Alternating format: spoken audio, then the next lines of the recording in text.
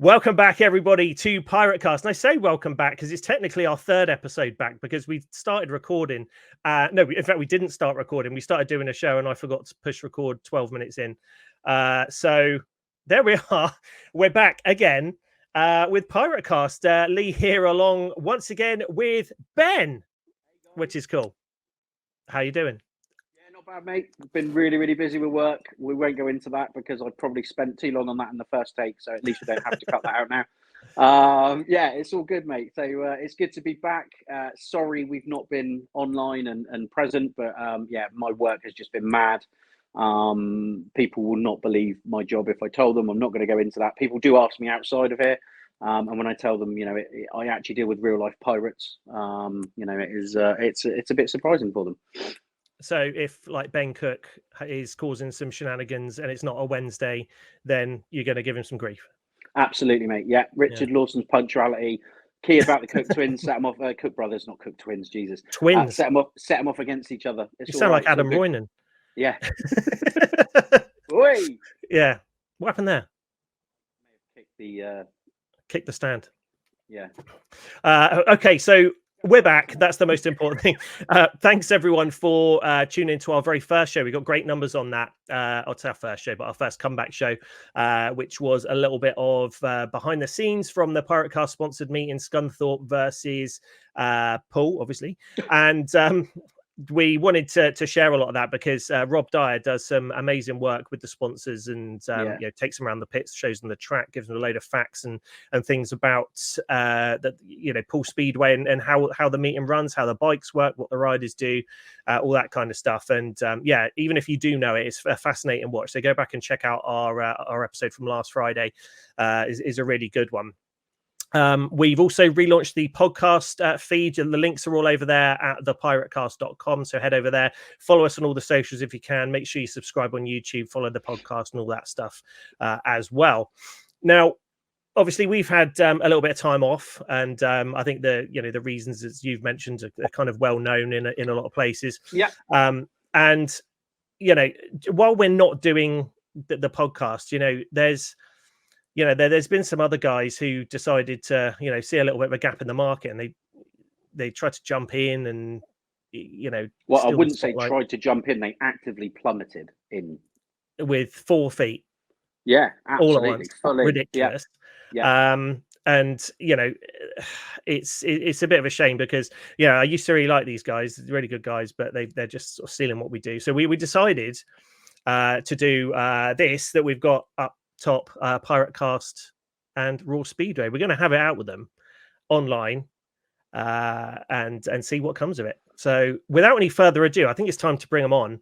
And I'm going to do the same tagline as I did before because I like it. First of all, it's the second most famous person in the West household. It's Carlito, and his tag team partner from Raw Speedway. It's Alex Kingdom. How you doing, guys? Good, mate. How you doing? Oh, good. I pushed record this time, so we've actually got something in the bag. It's good. It was scenes. I wish it was. Yeah. I wish it just recorded the last 15 seconds when you realised. Yeah. I was so shocked. I span around in my chair. I don't know if you noticed. I couldn't spin back round. It took me about 20 seconds. It's like they will come back on, and you're sat there, just see the back of your chair, like fuck's sake. Literally, story of my life, mate. Brilliant. So again, all jokes aside, you guys have dived in with Raw Speedway, and I think the way that I'd certainly classify it is it's the same as PirateCast, but you cover the whole of Speedway rather than just Poole, which is what we do. So there, again, all jokes aside, there is no stepping on toes. You guys do a fantastic job. And I know, Alex, you've been helping Carl with his YouTube channel and putting together like pre-tape stuff. Because Carl, you've been putting together some stuff for a little while now, haven't you? On just like your weekly Speedway update things. Yeah, I mean, we've excuse me. When we started out, it was actually Alex that convinced me to do YouTube. He said, you know, to get the stuff you need, nobody's really doing it. In boxing, you've got IFL. Boxing Social, the Stomping Ground. Yeah, you've got all the football guys that go around. You know, I support Portsmouth, which everybody hates, but you know, you've got 4-1 written all over it. And I'm guessing the Cherries have got the same thing. I guess they've got, guys that do the YouTube updates and the news and things. And no one in Speedway is doing it. So we're like, we wanted to do it, but we also spoke about watch parties because, people just like the inclusiveness of Speedway. Yeah. So we want to have, like you do, me and Alice used to, pencil you guys in our diary because we like just to chat with Speedway fans and talk Speedway, and we absolutely loved it. I think I literally, as soon as I saw what you did and you had me on and everybody else that when we had fun on it, it was the perfect product. I think it's the perfect product. But I think the only thing was that it was for Poole Pirates. Yeah. So I think the issue I could ever see with it was the limitation that it was for Poole.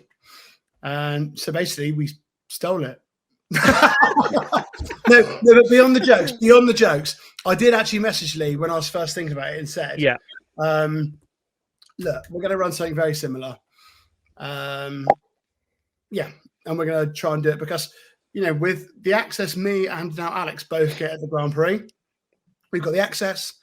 Everybody else, the photographers, the track curators, the, race directors, TV presenters, everyone is really busy the whole time. Luckily, being a DJ, I'm only busy from when the gates open to when the last song's played.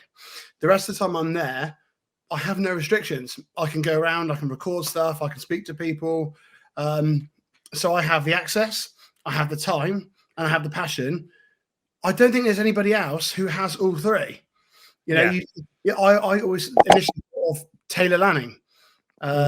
He's got the passion, he's got the access, doesn't have the time. He's always taking photos. Then you could say, I don't know, Phil Morris, exactly the same thing. Access, passion, no time. So we thought, let's do it. Nice. Sounds good. I mean, and you've put out some great stuff so far. So have we got a big bumper Cardiff GP vlog coming out pretty soon? Well, we haven't done the vlogs and the It's Race Week for a couple of rounds now because they take loads of time. Yeah. Especially for Alex editing. Ben said to me before in the pits not long ago, he said there's some proper smooth editing going on there because if you ask Alex, what I send him is an absolute pile of stinking horseshit. And there's me punching the mic. There is me swearing and screaming, going, shit! And things like that. And he just cuts it all up, stitches it all together, and makes it sound like I've said it in one take, which is good. Nice. That's awesome. I'm lucky I can read a waveform because I can now see when he's about to swear. When I first did the first 2-3 videos, I was like, couldn't expect it. Now it's like I know his patterns, so I just skip it because I know it's going to be a bad take and I move on. So, Alex, how long have you been a Pirates fan? Everyone down Wimborne Road knows Carl for obvious reasons. But how long have you been involved with Speedway and watching Poole and watching Speedway in general? So watching Speedway since I was born. My parents met at Speedway, so it's been a family thing. Involved in Speedway, started with Carl's thing this year, which some people don't believe. That was my first dip into the toes in the water. I'm from Exeter. We don't have a team, and the Poole family have sort of adopted me. So I've been a Pirates fan basically ever since the season because all of you guys have been so lovely. I've been lucky enough to have a Poole twice now, and even the first time I went down, I think it was April, may have been early May at the latest. We literally just started the channel. I think we did 2-3 videos at that point. Everyone came up, you guys are doing really sick stuff, and everyone's taken me in, and I've made so many friends from it now that I talk to on a daily basis. So that full fan this season, really. And then in terms of the other Speedway stuff, it all kind of snowballed from working with Carl. If you had told me when we started in February the ideas that it would lead on to the things I'm doing now, I wouldn't have believed you legitimately. Yeah, it's one of those things that Ben and I have talked about it in detail quite a lot. It's one of those things, as you said, Carl, everything's got their own, everything is saturated with podcasts, YouTube shows, all the rest of it. And one of the most negative thing, or one of the worst things about Speedway is stuck in the past. But one of the good things is it leaves it to be really tapped by people, like us, who can dive in and do little YouTube shows, little podcasts and things like that. And there's not a heck of a lot else out there. And you can get a lot of ears and eyes really quickly, which is pretty cool. You can. I think the Speedway, I do still think, and I hope I don't get too much hate for saying it, but there is quite a lot of when I say a podcast in Speedway, I think there's quite a few going. There's some really good ones. There's some ones that have, you've got Ian Brannon's one. You've got Heat One, which I know they've stopped now. Have they? Heat One have stopped due to commitments. Like you guys, it's difficult to find the time, isn't it? Especially when you've got to get all the boys together. It's tough. There's round the boards. There's quite a few of them. And that's why we want to do more of what you were doing before, where it was more of the live thing. It was more of the space, and the chat was like the thing for us that was the biggest thing. Because we wanted to be interactive with fans and we could address stuff together. And, what you guys do is your knowledge of Speedway, and it works really well with the Pirates and things like that. But sometimes I feel with some of them, it's just one person's opinions that you're forced to listen to. Does that make sense? Yeah. And I think that, if you are knowledgeable about Speedway, it feels a little bit like, why do I have to listen to someone's opinion, just a fan or something like that? It's I find that quite tough. So, I think the interactive thing works well. I'm with you. Ben, do you want to dive in? Yeah, I mean, it's always been a difficult one. The balance between the live chat, like you say, it's great. Speaking to Lee about it, and we were going through the pros and cons. Obviously, you are purely reliant on your audience that evening. So if not a lot of people tune in, you've got to have all your questions ready. And I don't know about you, sometimes it is a struggle, because you're going through the same old questions with different riders, and then you may have the same riders on in our context. We've been very fortunate to have the backbone of the team for the last 3 seasons, pretty much. So that's where you get the difficulties in. And I remember talking to you on your live stream the other week. When you've got that padding bit to do with grading and stuff like that, it's right. Let's go to the chat, which is why I jumped in and was like, yeah, I'm all over that. Comment. What other challenges are you finding in the sort of live space, and how can people help you with it? Alex? Do you know what I think? It's something that every time for me improves. I think if you look at our first show, which I think was the British final, basically that afternoon, Carl was like, "Oh, we should do a test run of the program." I said, "If we're going to do a test run, we may as well just jump in and do it, because if we do a video and upload it and then get rid of it, the watch hours don't work, and if it's really successful, it's a wasted experiment." So for me, it was about gaining the audience, and I'm sure Carl will agree. We're now, after we've done about 6 or 7, seeing familiar names, familiar faces, people that have tuned in just from the lives, and now we're beginning to reap the benefits. But the first couple were really tricky, because you're sat there going, right, we've got 6 viewers or whatever, and you're trying to come up with stuff. Whereas now we're quite lucky. We get about, we're getting double figures at least consistently. And normally the people that stick around are the ones that are quite lively in the chat. So at the end of the day, I think it's a learning process, but I think every time it gets slightly easier as the channel grows, as me and Carl get more comfortable on camera, so I think the chat was a big thing. I think it's becoming less a thing as the more we keep going. Did you watch some of the start as well? Did you, when you first started with it, was it like, God, you're towing it, you're trying to get the numbers and what? Because when we did the same, we peaked. I think our first one, we peaked at about 6 people, and we held 2. One of them was probably my mum as well. That's not even a joke. Probably was my mum and somebody else. And at times it dipped to 0. Me and Axe would be like, do we keep talking because it's still going to be up on YouTube, or do we just sit here and wait for someone to come back? Or that was really tough. But then the William Cairns one, we peaked at 53. That's really good. And how I actually think it might dip into the 60s. I think it's 53. Because I write it down every time. It's our record. But we held like between 30 and 40 the whole time. And it was like, and I know Alex said it's February, but we actually started uploading our first video mid-April. So you got May, June, July, August. It's 4 months. We've been doing it for. Yeah. And for that to jump in that time, we said it to you guys as well. We really want to be a point where end of next season, we're holding 100 people in the chat. People in, and it's a good space. And but yeah, what happened with you guys? How did you guys get it started?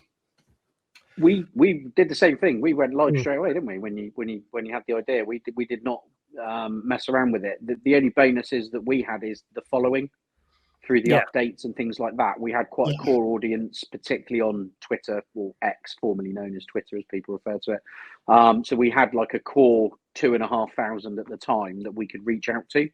So I think our lowest was the 20s when we first started, wasn't it? It was about the 20s, and 4 of them were our kids. So but it's like you say, it's holding those numbers, and I think the best we had was it the mid-low one? I don't think it was a mid-low one. Who was it? It was a really odd interview that we it was, and we got up to like 130 or something crazy at one point. Really I can't remember which one it was. Was it Christina Turnbull? No, we did well on that, but it could have been a mid-low one. It might be Danny King, actually. Oh yes, it might have been the Danny King one. And that shocked me, because I think we had a lot of who was he within the Premiership when he rode for us? Can't remember. Ipswich? I don't know if it was. I don't think he was. No, but anyway, whatever his other club was, we definitely got a crossover audience on that, and that's the other thing, is trying to appeal to them as well. Yeah, where we're ring fenced as such, or we try and ring fence ourselves. It was also trying to entice them across and see what can be done. And like we said, I think I came on your live stream and said it.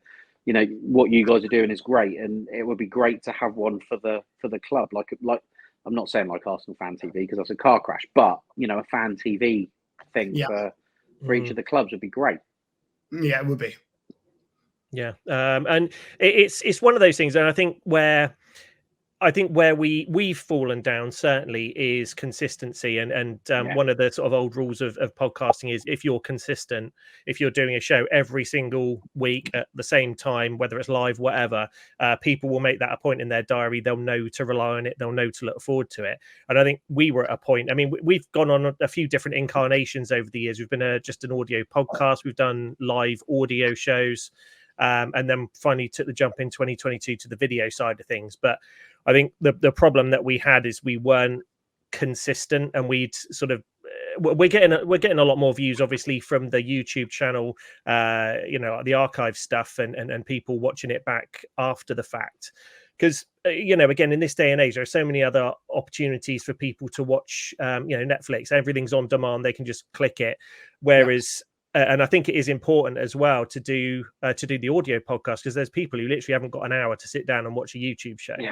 If you get the audio podcast, they can listen on their way to work or what have you. So that's extra people as well that you're getting in. But it's a really difficult one. The interaction of the chat room is great, but there's absolutely no way we could commit to doing a live show the same day every single week. It's just nigh on impossible. I mean, for full transparency, this show will be out on Friday. We're doing this on a Monday night because we were just all available.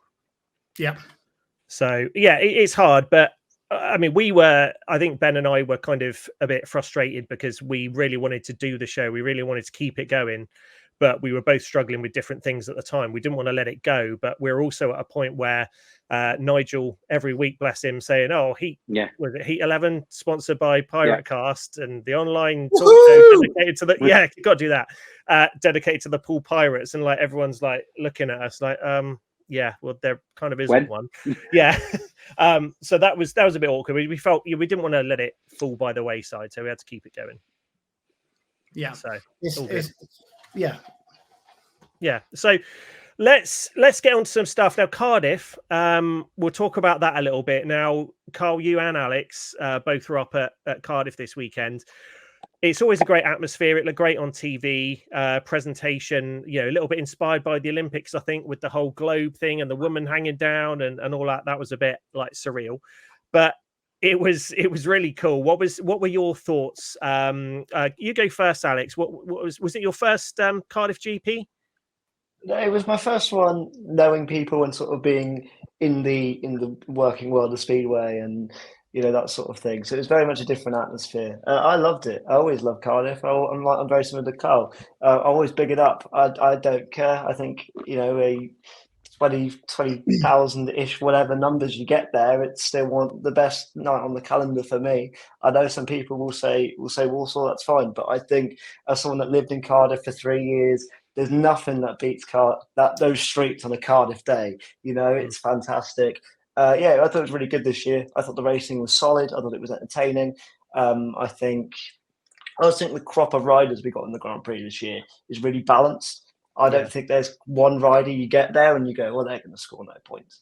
You know, every rider has at least had 1 or 2 good meetings this year. So it was really good. Obviously, it was a bit weird being noticed by people, if they be from Raw Speedway or the other things I do. And, you know, like I had a little kid come up to me after the qualifying, go, can we get a photo and stuff? And it's like, that's a really weird thing to have and to go, oh, yeah, you know, no way. But like, it was fantastic. And like I said, the Speedway family that I've been lucky enough to get and to kind of be able to just meet up with them a couple of times a year, it's memories you cherish forever, you know? So yeah, I loved it.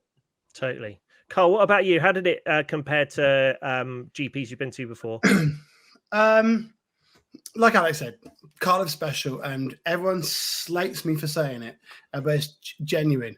It may not be a purist racing fan's paradise. It's not. It's not the NSS. It's not Roslav or any of the iconic great racing tracks. However, and it's not, I will get slammed for saying it, but the racing is actually probably 15 to 20% of the event. And people go, well, no, you don't go to Speedway to watch the racing. But it's not. It's almost like a festival of Speedway. You know, that's the best way I can describe it. Is, you know, it's on Twitter, we all know each other's names. You know, I'm guarantee you guys are exactly the same. If you know people on Twitter, you don't know their name. Yeah, you know they're James from the First Bend. You know they're Fiery Bird. Do any of you actually know Fiery Bird's name? No, I've not met Fiery Bird. See what I mean? Like these people, you all know them, and you know, you go on Twitter, you all hook up in a bar, you meet together. We had 15 of us around the table in Nando's for food on Friday night. Yeah, something like that. Yeah, it was incredible. So you just bump into all these fans, and it's not just about watching it. You know, everyone moans about the track, but as you go there, you meet all these people that you chat with all year. And Speedway, it's not as easy to talk about as football or what's happening in Russia or riots. You know, it's a time in which you can all get together, talk Speedway. You know, all the merch is there. It's a huge stadium, massive opening ceremony. All the best riders are there. If you know where to go and what to do, you can meet them all, get autographs with all the best riders in the world. The racing is just a bit of it. Like I said, if you're a purist and go to Speedway for the racing, it's not for you, but don't jump online and tell everyone it's shit, because it's not productive at all. And if we lose it, we'll never get it back. Yeah, exactly. Cardiff goes, it will never get back again. And then when it's at the National Speedway Stadium, and which I love, by the way, and they max out at 6,000 people, and they go, right, the financials is the biggest thing, I think. There was, I'm not going to say a number because it'd be wrong and I'll get called out upon for it, but there was over 20,000 there. That's what I'm telling you. Upwards of that, you know, it could be up to 25,000. I don't know. It depends. The number that I've heard, I don't know if that includes people who bought on the day or on the gate or whatever. I don't know. However, like Ian Brandon said, there's also 50 boxes they sell. Yeah, yeah. And these boxes are thousands of pounds. And I think we were just having a guesstimate of the revenue earlier, me and Alex were. And it worked out to be, what did we say the number one was again, Alex? Something ludicrous. It was heading towards 6-7 figures, wasn't it? It was 7 figures. I think it worked out to be about 13 or 14, 1.4, 1.4 million. Again, it's a guess. So anybody watching who's an official, I haven't seen any numbers, haven't seen any paper. We were just trying to guess the average ticket price, box prices, and how much the revenue would be generated from the event, from the gate. Yeah. And if you took that number and divided it by a sellout Bellevue, if you want to have the same revenue, a sellout Bellevue with 6,000 people, it'd be £245 a ticket. Jesus. So, and you've not got the infrastructure around the area to do like the DJ parties and all the meet and greets and all the extra stuff, which is what I think you'd miss mainly. It is all that sort of community feel. I mean, Ben and I, we've only ever done one GP, and we've been threatening to do it again since. But what year was that? That was 2013. 2013. 13, yeah. So I mean, over 10 years ago was the last. I've done my shoulder. It was the year I did my shoulder in. Oh, that's right. Because all the pictures of you with your sling, Cardiff, yeah. But no, I mean, even back then it was a cracking day, and they've only added to it each time. There was a lot around the area, but there's a lot more now than there used to be. And even then, it was Speedway. It's one of those sports where no one, still 90% of the people you talk to don't know what Speedway is, or they've I used to go when I was a kid and I've never been back, or you feel like a little bit of the black sheep when you're a Speedway fan. But when you were in Cardiff and you're wandering around and 90% of people are in team colors, or they've got merch or all that kind of stuff, it does feel like a little home from home, doesn't it? You don't really get that anywhere else. I mean, Carl, obviously I know you've been to a lot of the European ones and stuff, and you get that there, but for the UK you're never going to get that sort of feeling of feeling at home as a Speedway fan. No, I mean, people will say all the time about the numbers are dwindling and all this sort of thing, about the numbers going down and stuff. Do you know what? It's true. But if you look at the numbers in the 70s, when we had Speedway at Wembley and had 100,000 there, people were outraged. People were outraged when we went to Cardiff and it dropped down to 45, 50,000. They were like, oh, we used to get 100,000 back in the day. Yeah. And now we've gone to 50,000. They were outraged. Now we've gone to 50,000 to 20, 25,000. People are outraged. If you keep moaning about it, you don't buy a ticket. You don't support it. You don't support the clubs. You don't spread positivity about the sport. It's going to get smaller and smaller and smaller. Exactly. I said to Alex the other day, the way I describe it is, if your biggest peeve with the British Grand Prix is that the numbers are getting smaller, and you jump online and smack talk it, that is like being on fire and trying to put yourself out with a bucket of petrol. True. Isn't it? If your biggest annoyance with the event is that the numbers aren't big enough, and your way to counteract that is to jump online and discourage others from going. Like, what's that about then? Do you know what I mean? What do you think, Alex? Well, I just think that, like, you look at other sports, right? The biggest ones. You think about you want to do the bit easiest comparisons, like Formula One, Monaco, the biggest Grand Prix in Canada. It's not the best racetrack, but what makes it special is the things around it, and the thing about Cardiff is it's an amazing weekend. Well, even I took a mate who knew nothing about speed, never seen a heat in his life. He came away going, that is fucking amazing. I'm coming back every year. It's one of those weekends where you can inject people with Speedway, and you can just make them part of the family, because everyone that goes there is really nice, because they're not the people on Twitter who are bitching, they just want to hate on it, whether they couldn't get a ticket or not, and they just want to yell at a cloud because they're annoyed about something. But I just think, look, again, like Carl said, when it comes to moving it to Bellevue, I've always said I want 2 Grand Prix in Britain. If we can have 4 in Poland, I think 2 in Britain is not that bad. Yeah. I get the argument of, will you take away numbers from Manchester? I personally think it's worth the risk to try it, because I think people in Manchester anyway, you still get 4,000 or 5,000, and anyone that will go to Manchester will definitely, at least 90% of them will still come to Cardiff. I can guarantee that, because everyone that goes to Cardiff every year makes it part of their ritual, and the new ones that come to Cardiff, you may get about 20-30% of them that also jump in and make it part of their yearly ritual. I don't see it being an issue, but if you lose Cardiff, it just isn't the same. Those big stadium Grand Prix mean something. Seeing our little sport in a massive stadium is great. I'm sorry, I don't care if it's half full. Hear the noise when you're in there. It doesn't sound half full. And that's the exciting thing, 25,000 or whatever people can make it sound louder than a football match. Easily. 100%. It's a better atmosphere. 100%. You've also got to look at as well as the feedback from the riders. The riders adore Cardiff. It is one of their highlights of the season. They all say it. I know they say it in the interviews, but I've heard them say it when I've spoken to them offline and things like that. It is the highlight. Like you say, it's not about the racing, and it's always going to be hard to produce good racing on a man-laid track that is specifically laid for that event. To try and not get it cut up is a nigh on impossibility because of the way the bikes run. But nobody sags off Warsaw. No. Nobody sags off Warsaw. It's the same fucking track. Yeah. Exactly the same track. Same size, the same dimensions, it's the same material, it's the same track. But the problem is the Polish, they love the Speedway. They push the Speedway. Over here, it's just the British crowd. Honestly, it's not me hating on British crowd, because British Speedway is my proper passion. For me, my passion for, and like, it's not loyalty as it were, but my passion, like if I go, who do I really want to see do well? It's Poole all the time. The individual's great, but I always, I'm forever refreshing my Twitter feed and stuff as away meeting. It's not being streamed, but it is the British fans.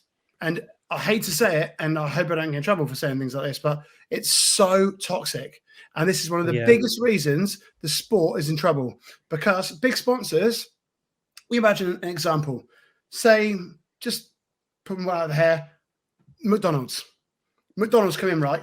If McDonald's are going to invest in Speedway and they come online to Twitter and see half of the shit on that Cardiff Grand Prix post, we had a Great Britain 1 and 2. People had a great time. There was racing. It wasn't an El Clasico, but there was plenty of great racing. But you log on there and they're like, not for us, sorry. And that has happened. That's one thing I will say, is that big sponsors have been interested and have fucked off because of the toxicity of the fans. Yeah, no, I get that totally. And the amount of people that have, Speedway will be dead in this country within the next 5 years. What company is going to want to invest in that? If they want to invest in something, they were going to want to do it multi-year rather than just a quick one-off event or whatever. It's going to put people off totally. The question is, what do we do to fix it? It's not just, it is the fan base. It's the main reason we started PirateCast, to be perfectly honest. I think it was when we lost the league or the playoff final, wasn't it, to Coventry. And started just sodding off before the end of the match. Yeah, because we'd lost by heat 13, I think, and people just got up and left. And we thought, like, we're the second best team in the country out of, quite a lot more than there are now.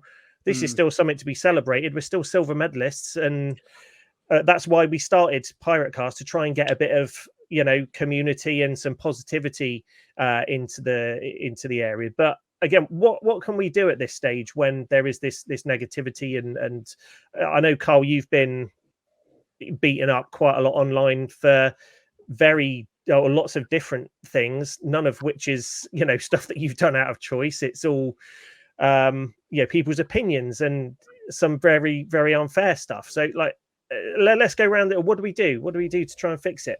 Well, I think the first thing is, I just think people need to be, the first thing you have to do is be a bit more positive.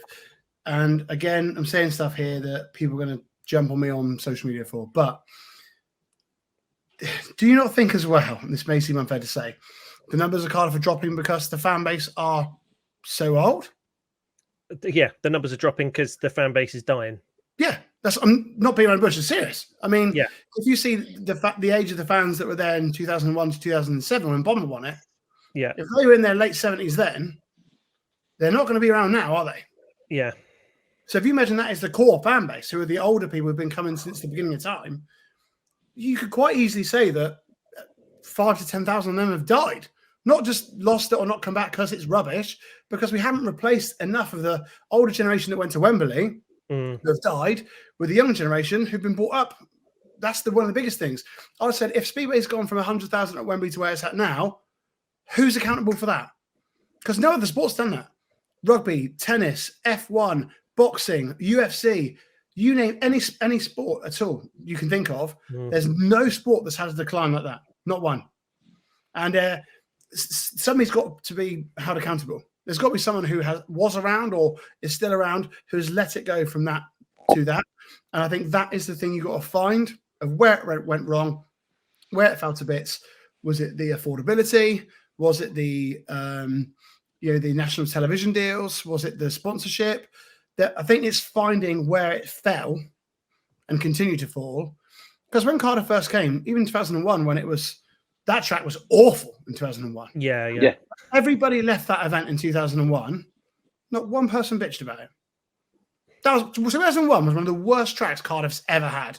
Yeah. Everybody walked away from the stadium and went, "You're swearing here, aren't you?" Yeah. Everyone in the stadium went, "Holy shit, look what Speedway's just done."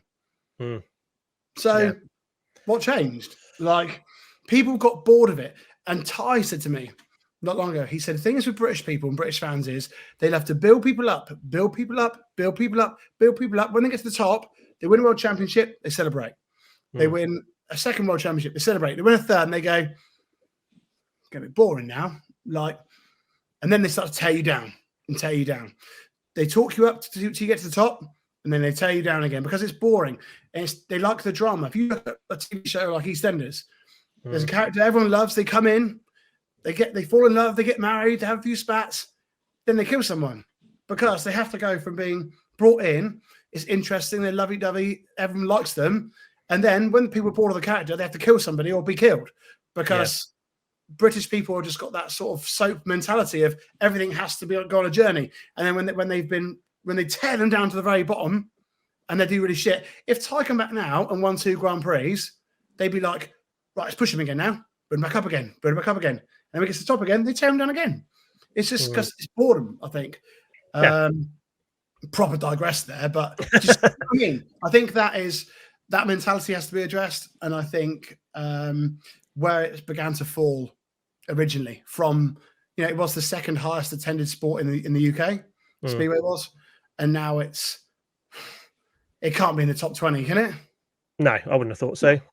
Wouldn't have thought so at all. Alex, what are your thoughts? What would you do? I mean, again, you've watched Speedway for a while. You've got more involved directly over the last 12 months. What can you see? I don't want to use the word outsider because you've been watching it for a while, but now you're more directly involved. What can you see? I fully understand people's annoyance with how the sport fell. I do.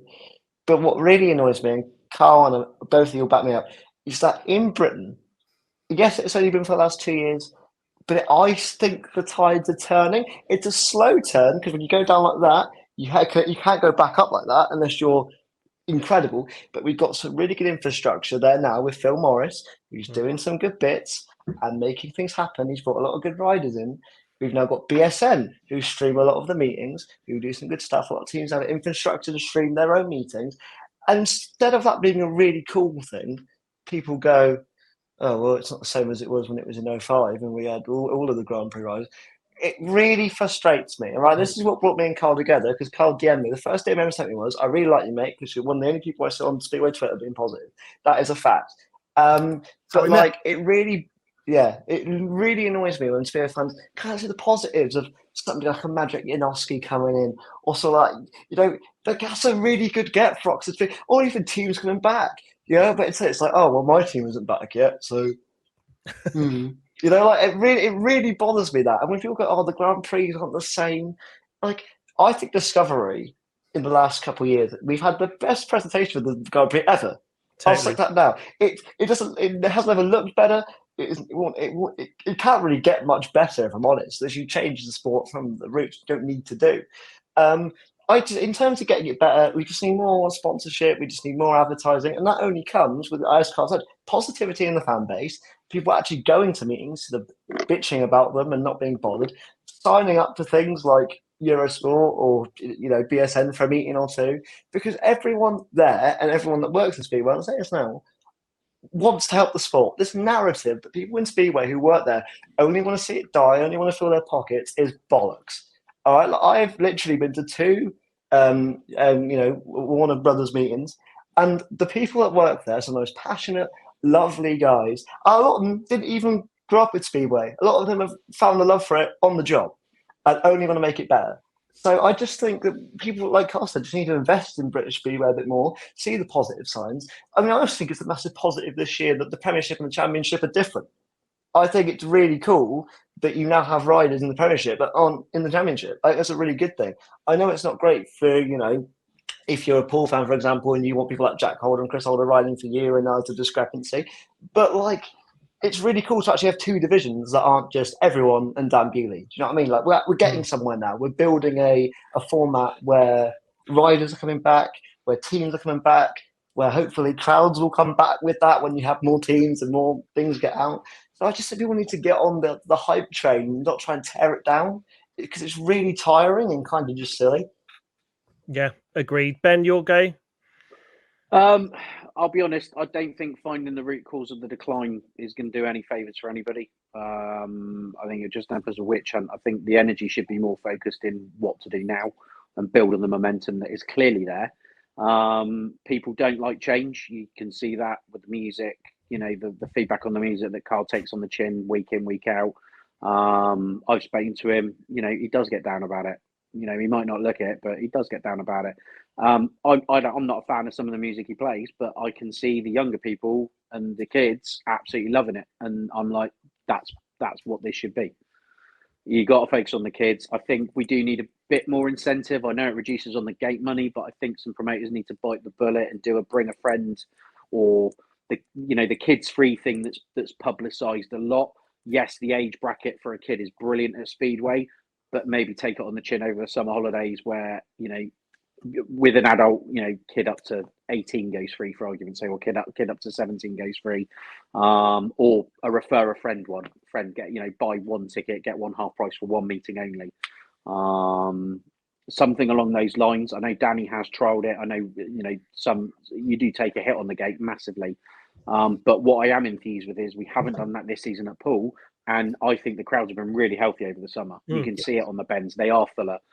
It's the fullest I've seen them in 3 seasons, if I'm perfectly honest. From my perspective as a fan, sitting where we do in the grandstand, each meeting this summer, I've turned around to the people I'm sitting around and go, actually, crowd's really, really good tonight, really healthy.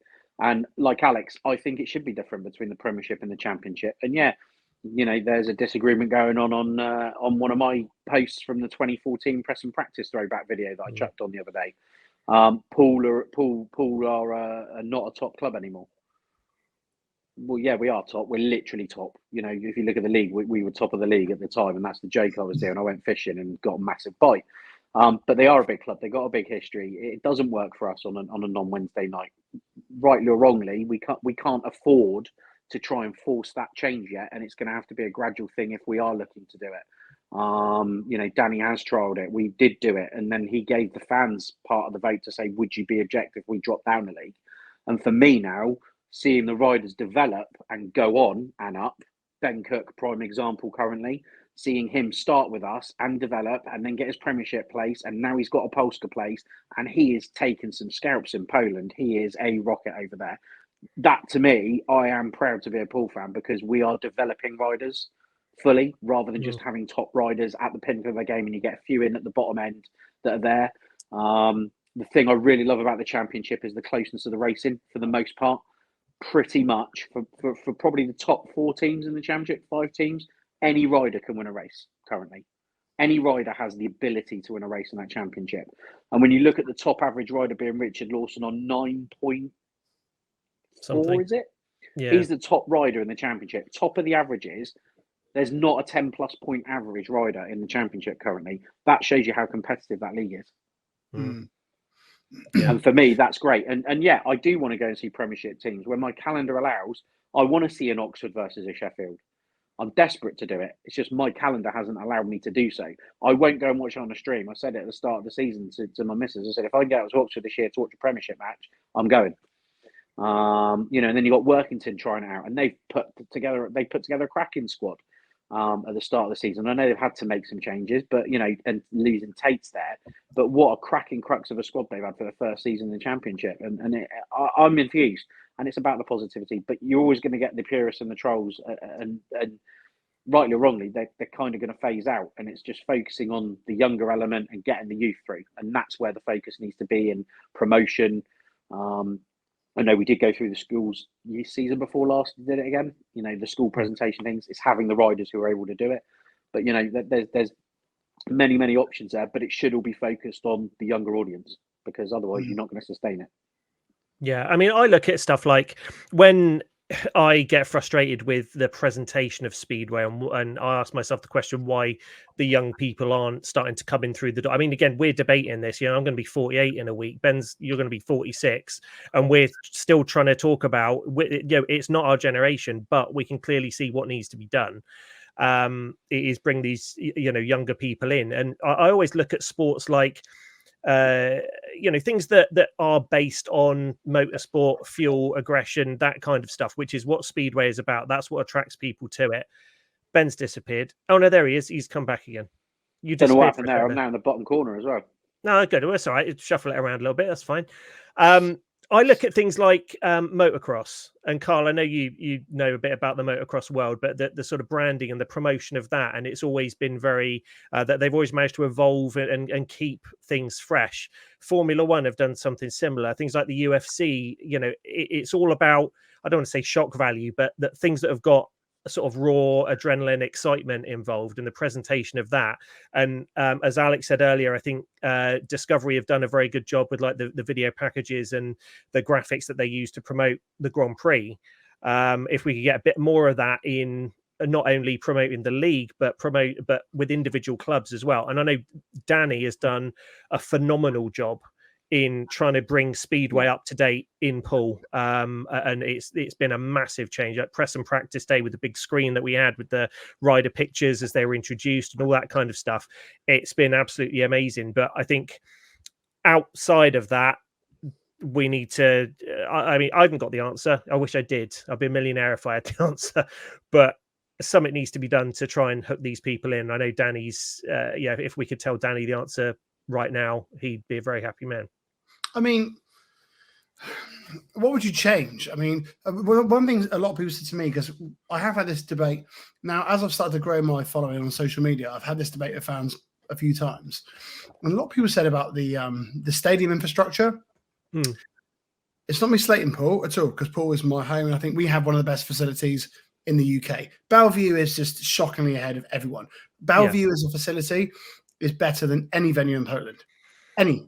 Roslav's not better than Bellevue.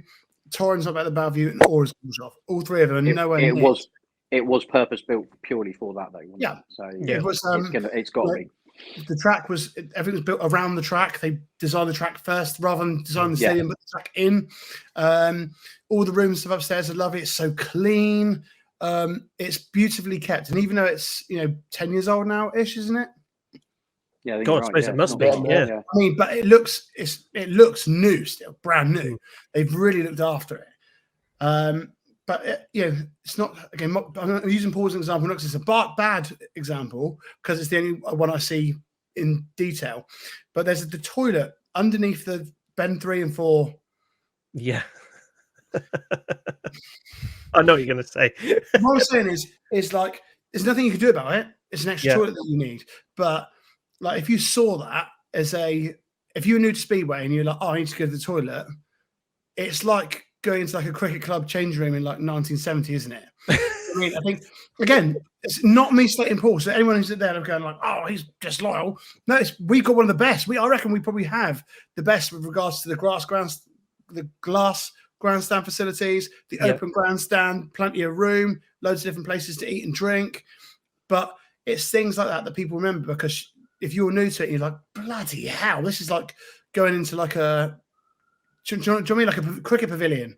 Yeah. I think stuff like that. And people will moan about that more than if it was a classic night of racing.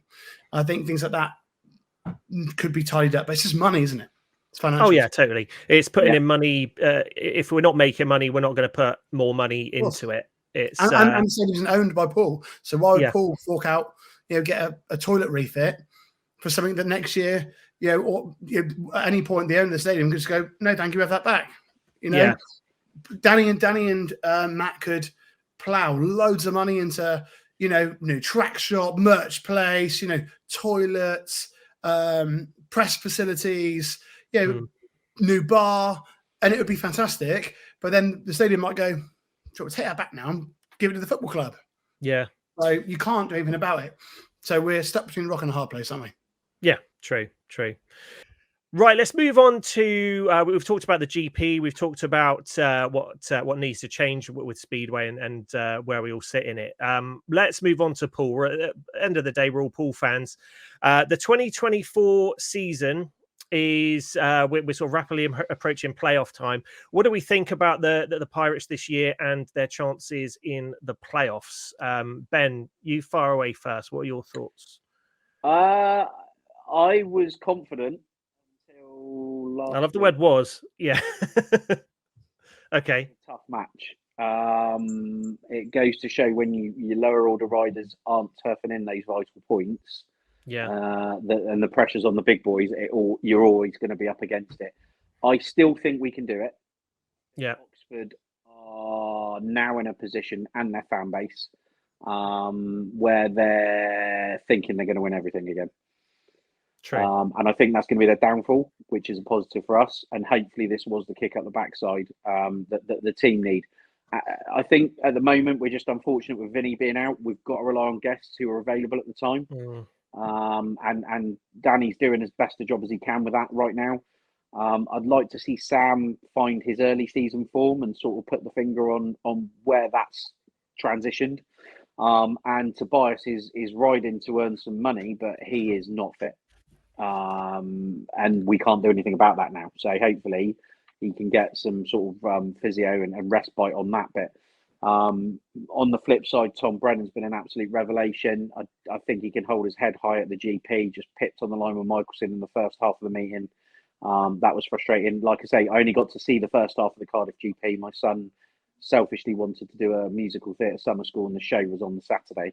So myself and Ian Bell were in the back row of the auditorium watching the first half of the Speedway GP on my phone. But yeah, Poole season. I'm really proud of the guys. You know, the way Ben Cook's kicked on. Zach Cook, I think, is completely overlooked this whole season by everybody. He just quietly goes about, does his job, turfs in the points, gets the heat wins. He always has a bit of difficulty at the start, but the rest of the meeting he's there. I think we just need Sam Hagan to click, and we do need Vinny back badly, because the guest availability is not gone in our favour. Jacob Hook did really well. I thought, he wasn't for the lack of effort, but for whatever reason he just didn't have the setup for Poole on Wednesday. But I like I say, that was a chink in the armour last week. I'm still confident that we'll be there or thereabouts. Go on, Alex. What do you think? Like I said, this is my first season actually supporting Poole properly. I went a while. I used to be a commentary bees fan, which is probably going to get me some stick. But oh wow, yeah, no, exactly. Bye. But no, yeah. See you guys later. Take care. That's the bombshell. That's the clickbait. There you go. It's all been a ruse this whole time. Shirt underneath. Yeah.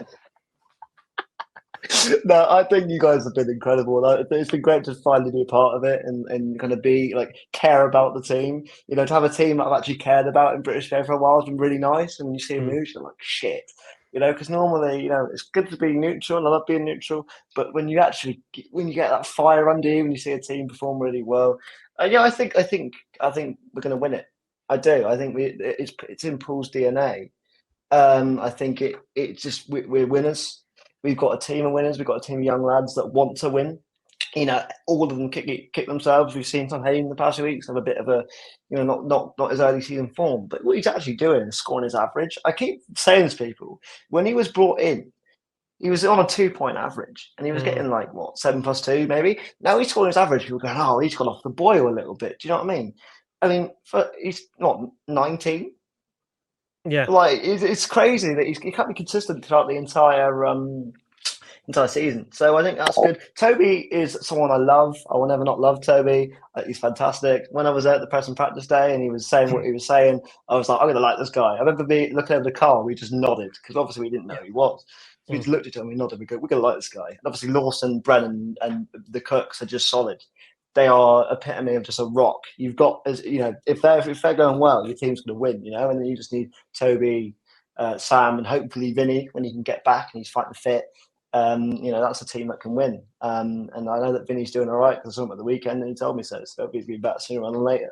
So that's exciting. But no, I reckon we're going to win. I think Oxford look good. I think Scunthorpe are the big surprises for me, looking at their lineup at the start of the year and just knowing how solid they are, especially at the Eddie Wright Raceway with that tree swing, especially. They must have a few good luck swings on that before they get going. Why bring it up? Because it's my least favourite thing. We love the swing. I think they're going to be good. That fourth spot could go to any team. It could go to Glasgow. It could go to anyone. And any team, but also the championship racing, it might be lower, acclaimed riders, but it's so close. Anyone can race. But I reckon, Poole, it's in the DNA. I reckon we're going to take it. Well, before we move on to Carl and his views, there's a little note in the private chat that we need to ask you about some news, Alex. Now, what's this all about? He'll bollock me for saying that, by the way, because it's not done until tomorrow. Well, this ain't going out until Friday anyway, so we're all right. Fingers crossed it's done tomorrow. If not, I'll be very quick. I basically have started working with Warner Brothers Discovery on the Grand Prix. Holy shit! If you see a YouTube highlights package like the one that went out an hour ago as we're recording this, that's on me. Things like that. So I'm working with those guys as well. So that's a really massive bonus. And like I said at the start of the I did the Nations. The Nations. So, that's why I said at the start of this, to even imagine working on, if you told me in February, me and Carl were planning our stuff that would lead to this, I wouldn't have believed you. So, that's happening. So that's crazy. And it's kind of like a pinch me moment. And I remember specifically, Carl said one thing to me, he was like, you're never going to lose the chills when you watch a meeting. I kind of went, I don't know, if I start working on it, will I lose it? Nah, mate, I'll tell you what, I was there in Cardiff, kind of like, no, I'm working on it. Even in the practice, and I was here about, a couple thousand behind us. I was there hearing those bikes roar, and it was like, so yeah, it's crazy, it's exciting, and I can't wait to do more and see where it leads to be honest. Congratulations, mate.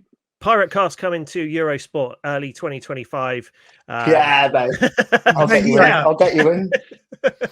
It's great news, amazing news, and well deserved. Absolutely. Yeah, fair play. Alex has gone from, he won't mind me saying it either, but he's been to Cardiff a few times because obviously he's got the infrastructure, and because that's one thing actually in Cardiff. Not a lot of people knew Alex was in a wheelchair. One guy came up to me, was like, is Kingdo here? I was like, yeah, he's over there. He's like, he's in a wheelchair. I was like, we do mention it quite a lot on the stream, but people don't know. But oh god, that's got to be awkward, isn't it? Everyone go, oh, what's happened? Are you all right? Like, do you know what? The thing is that I went through a period. So obviously when you're younger, you don't actually ask your parents. I went through a period of being in my teens where it's annoying, and now it's just funny because I can make up stories and make people look really awkward and then kind of pull the rug. But. Now tell him about Nations, the story you told that bloke. All right, so basically, I always say this. Me and Carl had a drink at this point. Britain had just won the Speedway of Nations. The blood's pumping. Me and Carl were literally in the stand shaking, by the way. We were both looking at each other, our hands. So we were feeling a bit happy. Basically, this guy came up to us and me and Carl decided to play a little game with him as a joke. He went, how'd you get in the chair? And me and Carl went, well, I used to be a spear rider. I used to be one of the top guys. And Carl started to push it further and go, yeah, Alex Kingdom, do you not know his name? And the bloke went, oh, yeah, I remember that. We know his name. So for like 5 minutes, we sat there. We're like, we have to keep pushing this now because you have to wait to pull the rug. So yeah, Alex Kingdom, I remember that name really well. I think I said he was Mark Laram's protege. And he was going to be the next big thing. And then he had a bad crash and ended up in the chair. Again, some people won't find that very funny, but I do. Exactly, that's it. And if you find it funny, Kingdo has gone from. By the way, like I said, so he was in February when we started talking. He started playing Supercross with us on the PlayStation. He said, "I've been to Cardiff a few times. Can't get Speedway meetings because I can't get the chair in. They're not. The Speedway stadiums aren't built for wheelchair users. They aren't accessible. Yeah. No. They're not accessible at all. And people, you guys will know when he comes to Poole, if he wants to come and sit with me, I literally have to pick him up and carry him up the grandstand. Some of those steps are big as well. Yeah. Especially when it's 30 degrees, and help him up. But now we started working together just because we're close friends. Then he started doing stuff for Taylor Lanning. He started doing stuff directly for Glasgow, the Tigers, and Darts now. Working on Darts now. Yeah, Darts is starting soon as well. So PC Darts, and now the Grand Prix. So this guy in the last 6 months has gone from not even able to access Speedway to working for Warner Brothers Discovery Sports, and I genuinely couldn't be more proud of him because he's a top guy. That's amazing, mate. It really is amazing. Well done, and it's all well deserved as well. Your stuff is brilliant. Well, thank you very much. So yeah, it's weird to be on a stream. I'm getting bigged up. Normally, it's Carl, from Heat 10 being quite bored, being like, "Oh, now I've got a result back to make fun of it." But no, like I said as well, my one big takeaway as well from us doing this before we go into wrapping up that Poole is how people every time I was in Cardiff went, "You've only known Carl for 6-7 months." I go, "Yeah." Everyone goes, "You think we'd be friends for ages?" I tell you what, guys, we don't just do it for screen. We got on like that straight away. It was a very quick, that relationship. And what you see on screen is what you get.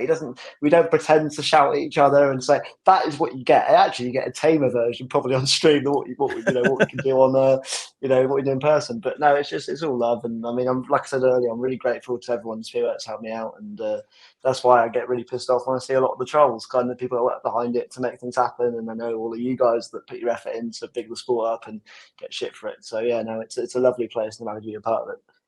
Brilliant, good stuff. Okay, Carl, let's get back to Poole. And what do you think? We've last third of the season. What's going to happen? I just think we're too strong on the top four for anybody else. I think if you want to take when it comes down to the nitty gritty in the playoffs, I think taking points away from the Cooks, Brennan and Lawson I think that will make a few teams wobble at the knees. Tom Brennan's having the best season of his life, and I really do hope that he's back next year. Yeah.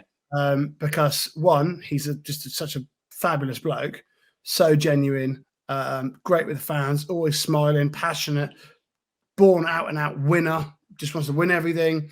His partner Kristen as well, she comes and sits with me and Alice in the grandstand on most Wednesdays.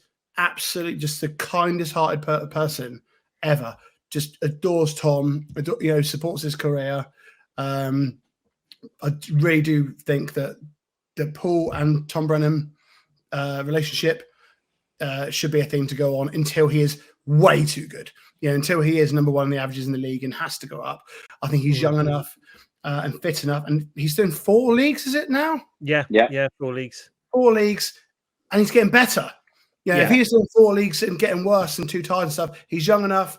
He's got the ability. He's getting better. I think he'll develop really well under Midlow. I think it'd be a great thing for him to, what Midlow's guided people before. We've all seen it with any rider, with loads of the Aussies as well.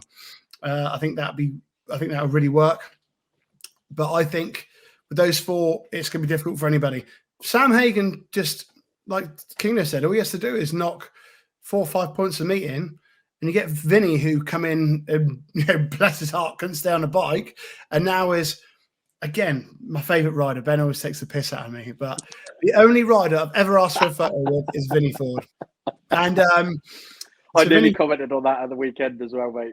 I've never asked Ryder for a photo before. It was a Vinny Ford. Never have done. Don't interest me. Vinny Ford, though, he is like Mr. Entertainment. You're a little fanboy, aren't you? You like him. I was talking to Vinny about this. I think minutes before you met him, he was like, "Cole played my winning song. Cole loves me. He's at the final of the Grand Prix. He's thinking about me." I was like, "Yeah, mate."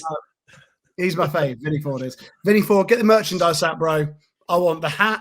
I want the jacket. I want the shirt. I want the pants, the socks, the lot. Vinny Ford, you're going to rip his skin off and wear it as an outfit. Carl won't even want it for free. He'll buy it. He'll refuse to pay it for free. He wants to give you money for it. He'll be like, he wouldn't take the free offer. He'd be like, "No, get it for you pay for admission."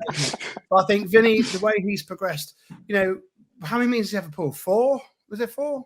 Yeah, it's 4, but it's 5. It's no more than 5, mate. No way. I mean, he's and he went injured. From being right at the back, struggling, listens, progresses, gets a bit better, wins a race, listens, progresses. Again, another relationship that I think between Midlow and Vinny will really help as well. I just think Midlow's such a class act with such experience. These people, when it comes down to the nitty gritty, they'll be at their best. We know Tobias Thompson can beat top level guys in the league. We know Sam Hagan can beat him. We know Vinny Ford can beat him. So let's not worry. I reckon we got it in the bag. Yeah, I'll go with you there. I mean, I think it kind of happened last year, similarly to how it's going this year, is where we were dominant all year and we just got to playoff season and a few people started to dip off and it just felt there wasn't the cohesion with the team. But I think last week was a little bit of a shell shock for the team. I think that may have scared a couple of them a little bit. And some of the people that weren't pulling in the points are going to be, back on it again. I think by the time this airs, we'll know what's happened on Wednesday, and hopefully we'll have made a bit of a statement victory against Workington and really done the job. And some of the people that were struggling with points before, do sort of make it back. I know Sam's been trying to do a lot of testing after the meeting with bikes and all that kind of stuff, getting other people to help him out. Hopefully this is the time when it comes good. I hope Vinny's back soon because, as you said, he was an absolute revelation. And the last home match he was in for us, how many points did he get? Was it paid 11, wasn't it?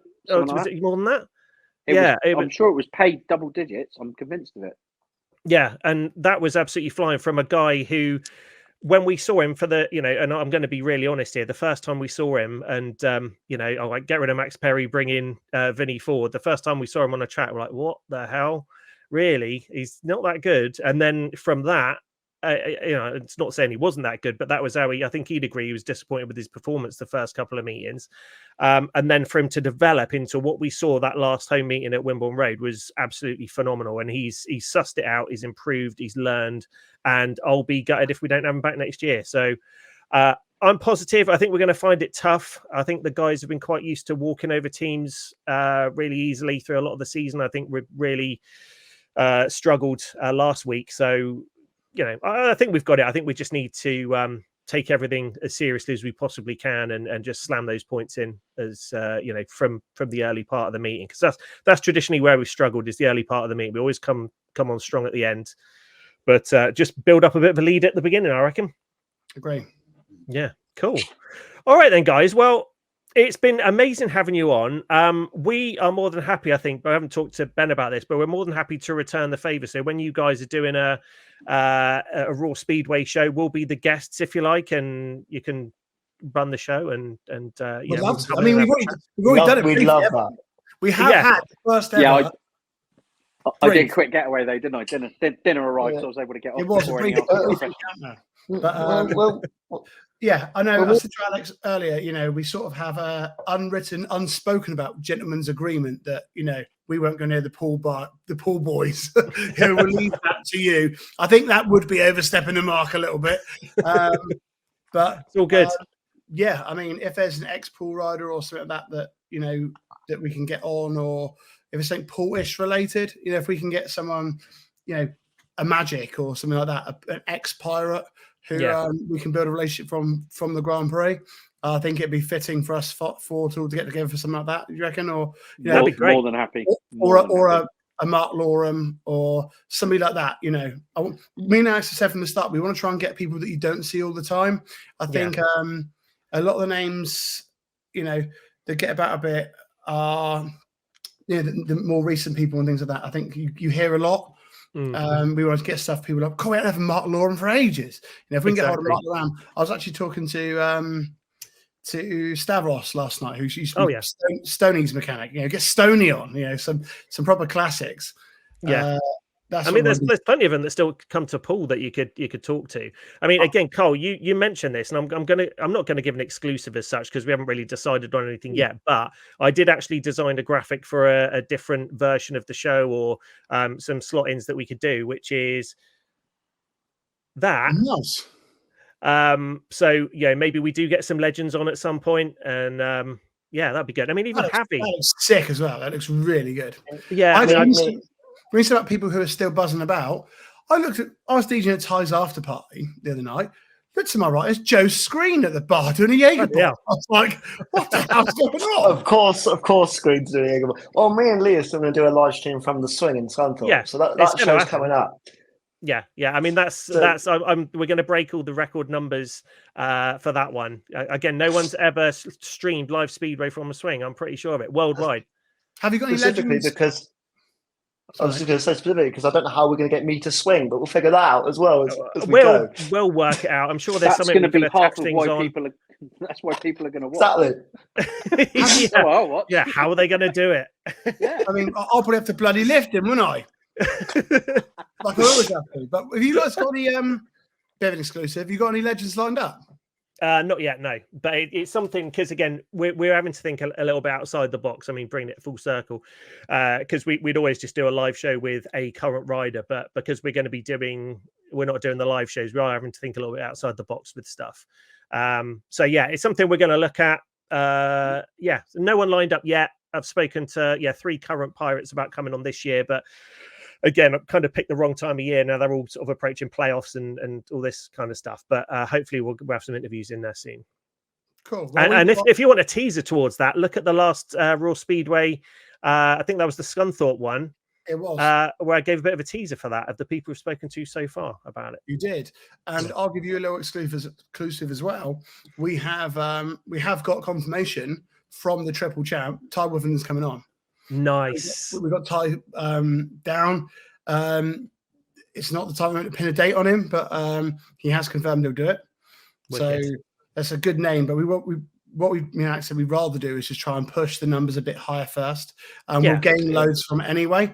But I think getting the backbone audience already sorted will be good. And I think he'd be a really good person to have raw, as it were. No colouring. You can colour outside the lines as much as you want. Do whatever you like. Yeah. He will be flat. So that'll be amazing. after the Will Kearns one, asking to come on, which is the one.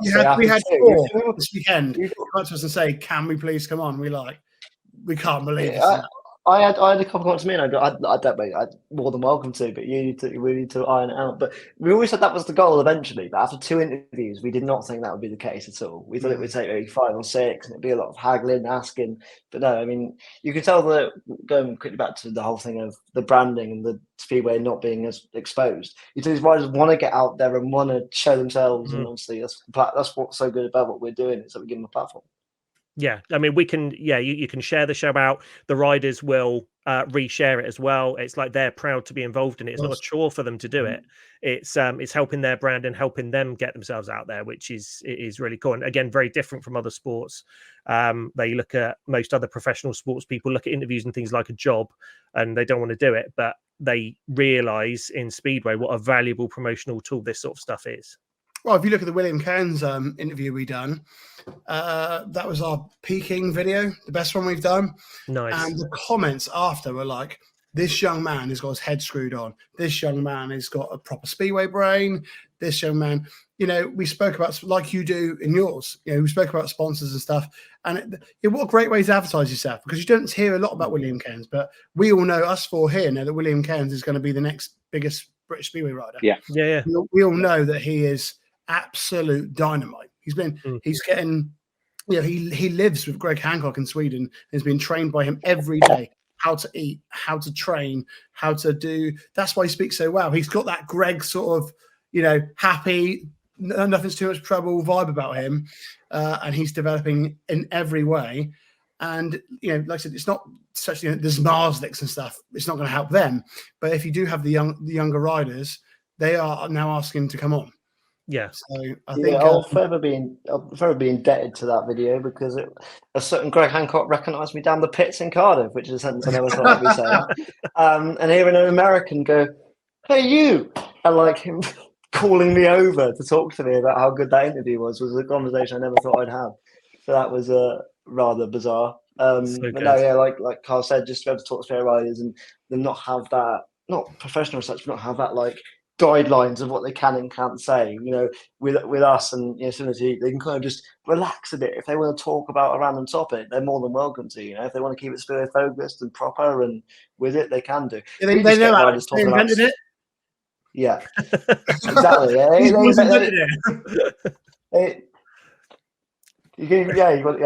Finally, you got the point right. We always get the point wrong, don't we? We were on the line, so we always put the wrong direction.